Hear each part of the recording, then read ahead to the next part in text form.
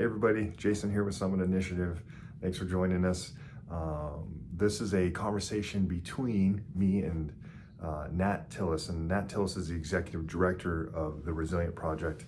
They do incredible work loving and serving at-risk youth and helping point them to their true identities and give them a step up in life. And it's an incredible ministry. Go check them out if you get a chance.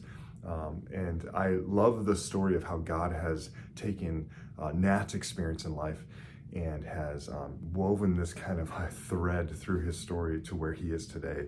So I hope that you're encouraged by what you hear. And if you like stories like this, give us a like, give us a subscribe, share this with someone you also know may be encouraged by what they hear. And we hope to have more of these out soon. So in the meantime, I hope that you enjoy. It's really good to see you, Nat.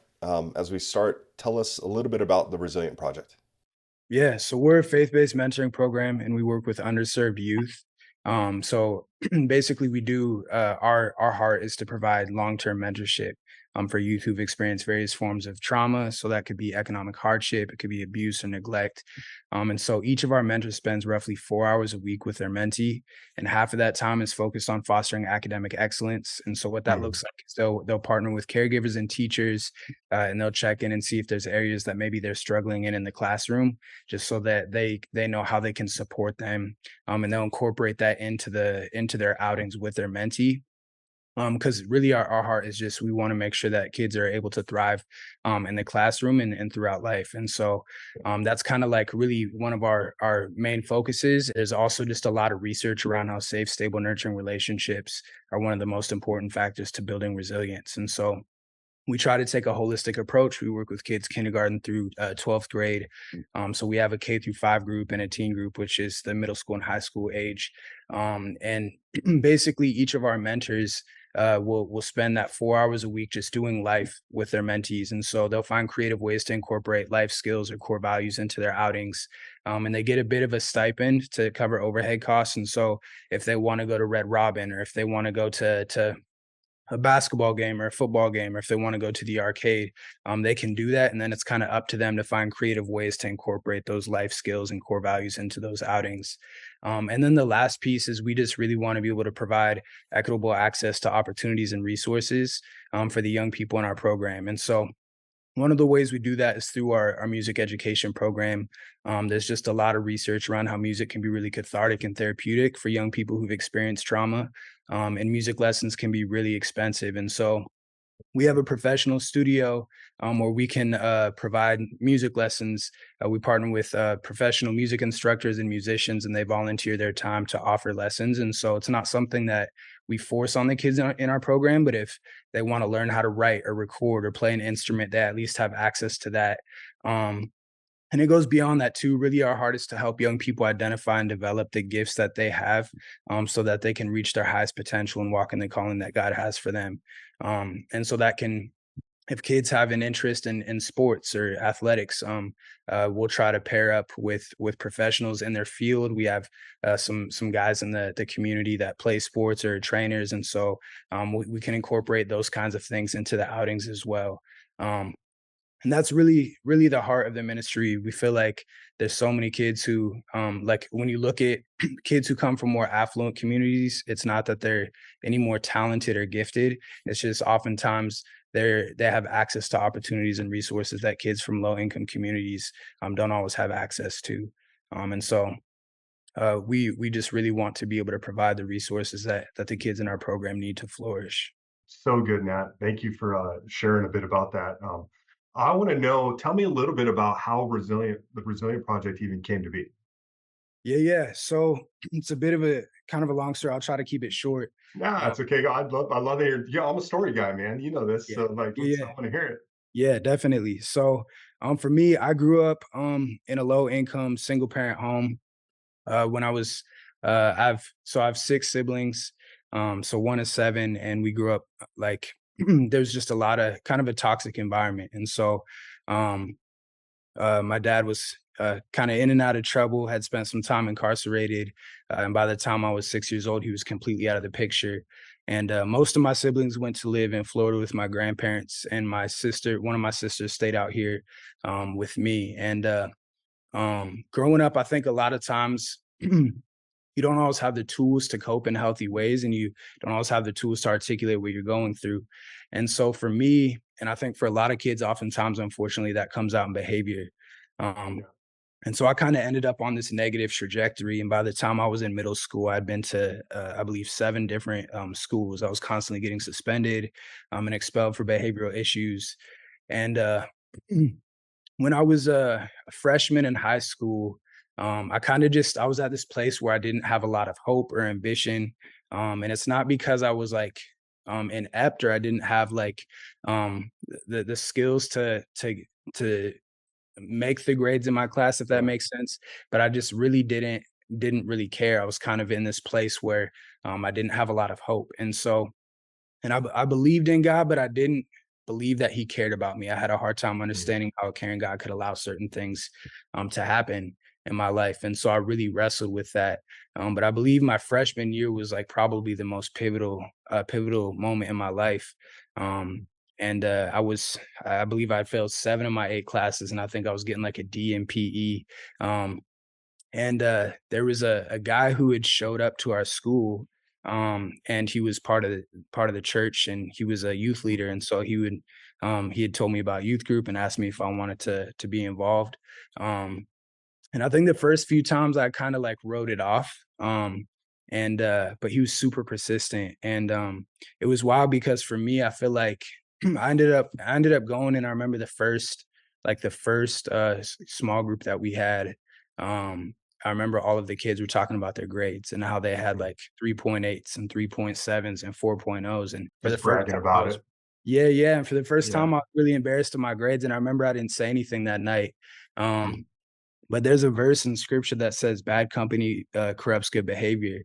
And I think it's so true. And that's not to like justify or rationalize, but I think it's so easy to become a product of our environment or a conglomerate of the people that we Sure. surround ourselves with.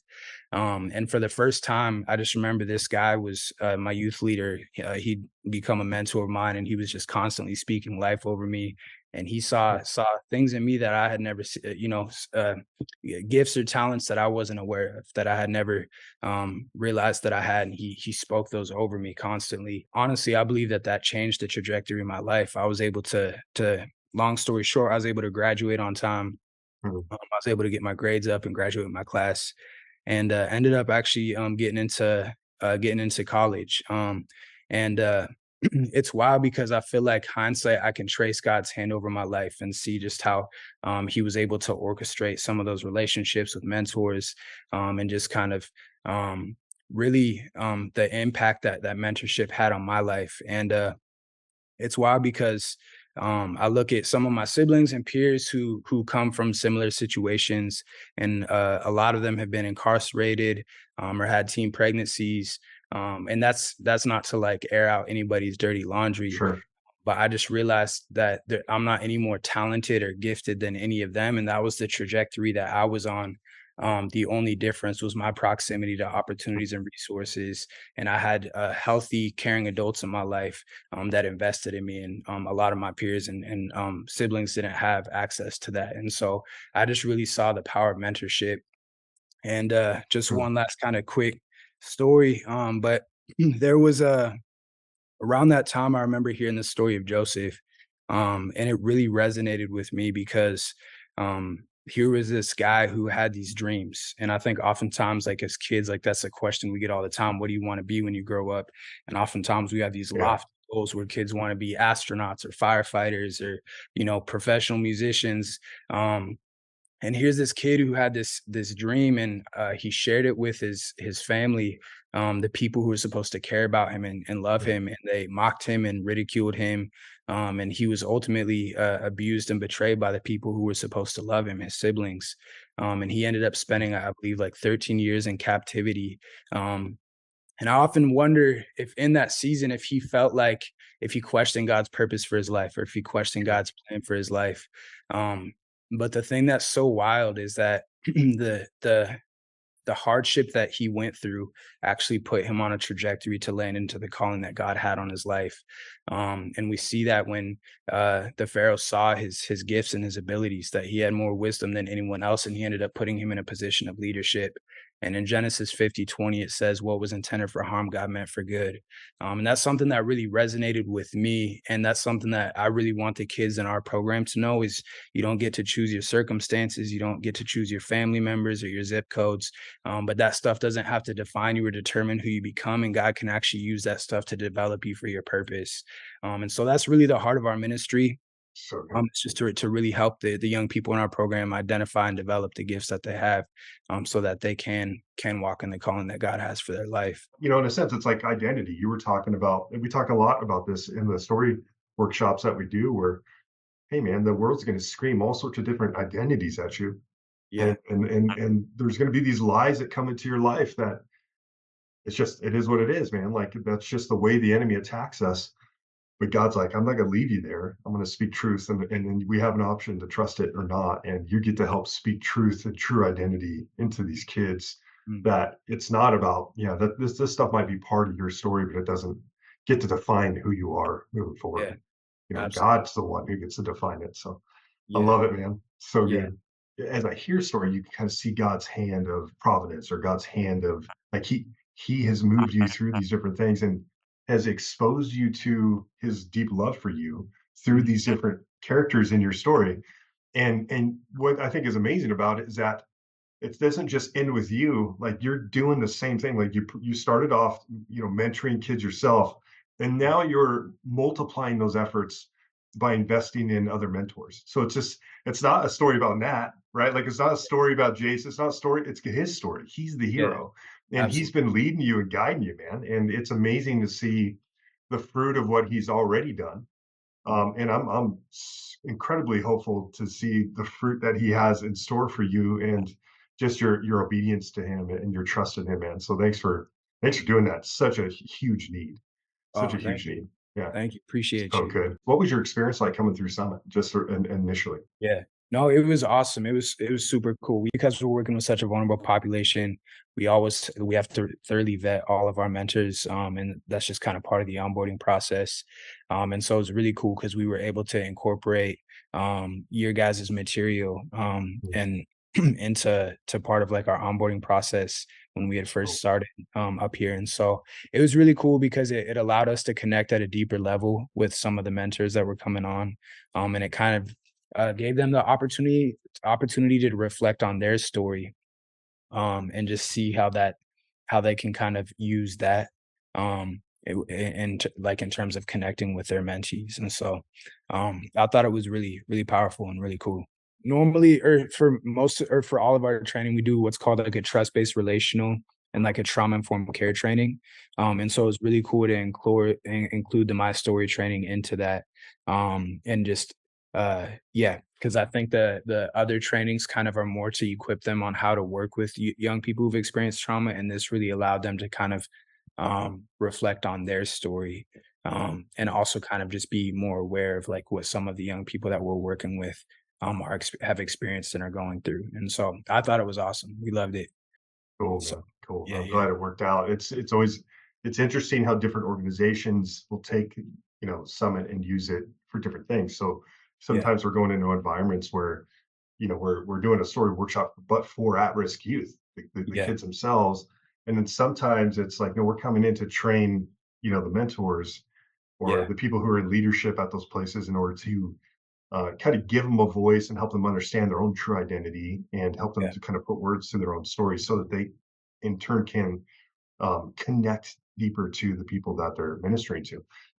It yeah, works in churches, it works in the military, it works internationally. It's been pretty cool to see. So I love, that's yeah, part of what I love that I get to do, is just kind of go and just see. We don't ever come in with some agenda going, hey, we yeah, want to, we're going to be here so that X, Y, and Z happen. We yeah, show up, and I know Chris, I think, did the workshop for your mentors, yeah, and it was just like, show up, and then we go, we're going to set the table for God to speak to you guys, because we know if he speaks to you, much like what happened through your story, Nat, whereas God, you receive the love of God through these different people, which then you can go and pass on to those that God has called you to serve. We're trying to give the same experience to those mentors when they come in, because they go, hey, we know that, this is an exhausting work, right? I was a foster parent for a long time. I was a counselor at a foster care agency for a long time. I know how tiring that can be, engaging with that population. And I also know that the times where it was most filling was in when it was out of an overflow of just this kind of comfort and this love and this grace that I have received from God. So I could Yeah. serve out of the overflow. And Yeah. that's what, man, that's cool that it worked out well for you guys. Good. Yeah. Well, hey, we're looking forward to serving you guys more in the future too, man. So you just let us know how we can do that, and Yeah. we'll. Hey, give me a reason to come out to Bellingham and see the new place. Thanks for being faithful, Matt. Like you're making a difference in the kingdom. God's using you, and I hope that you're experiencing joy. But I also know that being in ministry and leading organizations can be tricky. So tell us like a little bit about how can people help and come behind you and support you and encourage you through what God's called you to do. Yeah. So there's a few ways we're always looking for more mentors. And so if you know of anyone who has who loves God and has a heart to serve young people who've experienced trauma, please send them our way. And then Yeah, another way is in order to run this program, we there are costs associated with that. And so if anyone feels compelled to make a contribution, that really helps to sustain our ministry, so that and benefit the community that we serve, so that we can continue to do this. yeah, Um, and then the other ways, we're actually currently looking for an office space. And so if you know of anyone who has a commercial space that's available, um, uh, or yeah, some kind of space that we could use for our ministry, that'd be so amazing. where are you located regionally?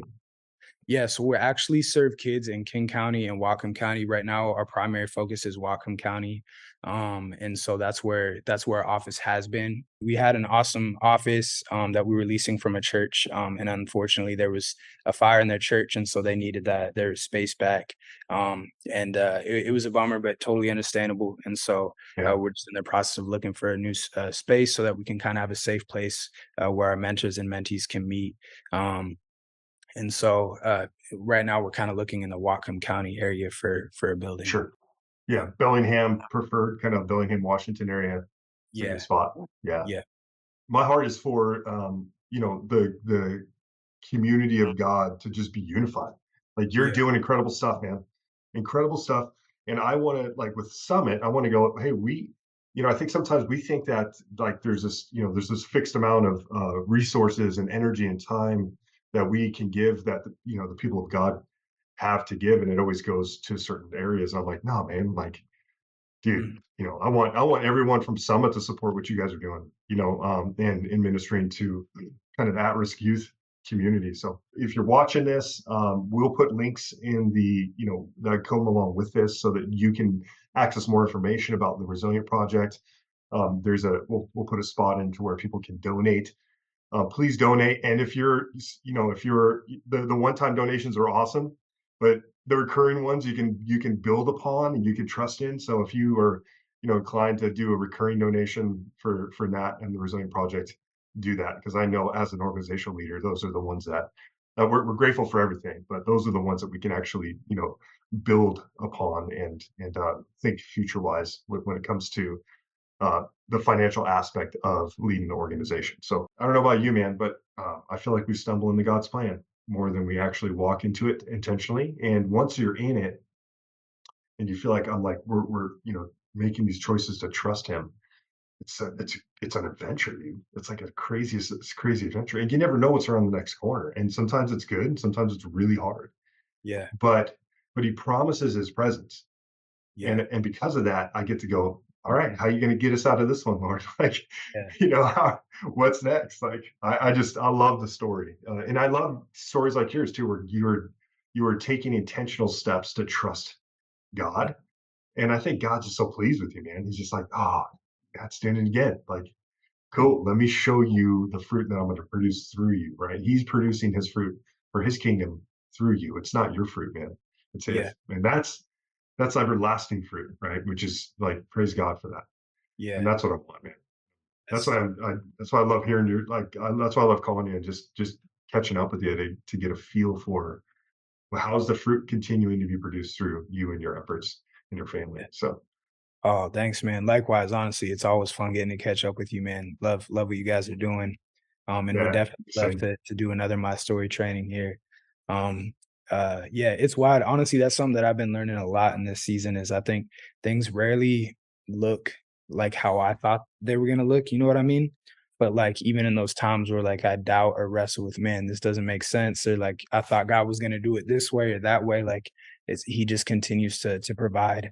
And I'm realizing it's less of like my efforts and more of like just trying to be like join him in what he's doing, if that makes sense. And so Yeah, yeah. which is like I think is challenging sometimes, you know what I mean? Oh, certainly, And certainly. so yeah, yeah. So but it's been super cool just to see the ways that he's provided and he's shown up and um yeah, so Well, love it. hey, Nat, keep trusting him, man, and keep letting him tell the story through you.